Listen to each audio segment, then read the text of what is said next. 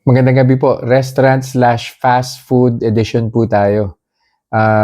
Ngayon pong gabi 'no, nag-dinner kauwi lang po namin ng family ko. Nag-dinner po kami sa Crabs and Crack sa may Southwoods area po. I'm not sure kung familiar po kayo sa restaurant na 'to, pero nag-specialize po sila sa seafoods. Pero in case na meron po kayong kasama na hindi po mahilig sa seafoods or hindi po kumakain ng seafoods, meron din po silang lechon kawali, meron din pong chicken. So medyo wide po yung variety ng menu po nila. Silipin niyo na lang po. Um, of course, ipa-flash ko po sa screen, no, yung kinain po namin. Well, of course, rice. Hindi po ako kumain ng rice. Meron po silang Coke Zero. Of course, tumikim po ako ng Coke Zero. Plus yung dalawang platter po na makikita niyo po dyan sa video. Yung isa po dyan, mixed seafoods na meron pa pong crab, meron pong squid, merong tahong, shrimps. Tapos yung isang platter po dyan is puro scallops lang po yan. Well, tinanong naman po namin yung restaurant if meron pong sugar yung sauce na ginamit, no, yung garlic and butter sauce. Ang sabi naman po, wala. Ang meron daw pong sugar is yung Cajun sauce, yung medyo maanghang na reddish yung kulay. So, tumikim din po ako nung Cajun sauce. Well, it seems na yung Cajun sauce ang walang sugar kasi yung garlic butter na nakahalo po dun sa seafoods, yun po yung medyo may tamis eh.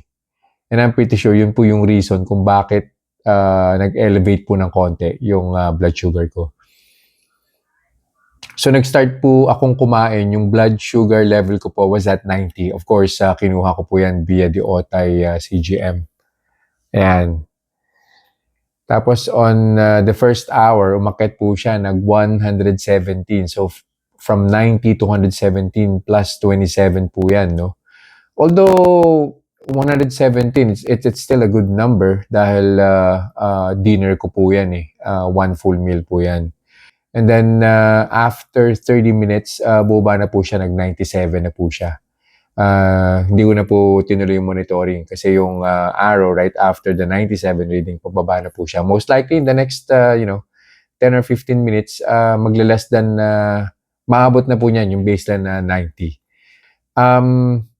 Reco, well, pwede nyo naman pong i-try, no? Kung gusto nyo pong kumain ng seafoods, wala naman pong problema. Huwag nyo na lang pong masyadong papakin yung garlic butter na ginamit. Yung Cajun, pwede rin po kayong tumikim ng konti, pero wag din po sobrang dami. Kasi sabi po nung chef, meron daw pong konting sugar yon. Overall, masarap po. Hindi naman po ganun kamahalan, and mukhang safe naman po para sa diabetic. Huwag lang po talagang mamamapak ng gusto ng sauce. Ayan. And of course, wala pong kanin. So yun lang po for this review. I'll see you guys in the next vlog. Bye-bye.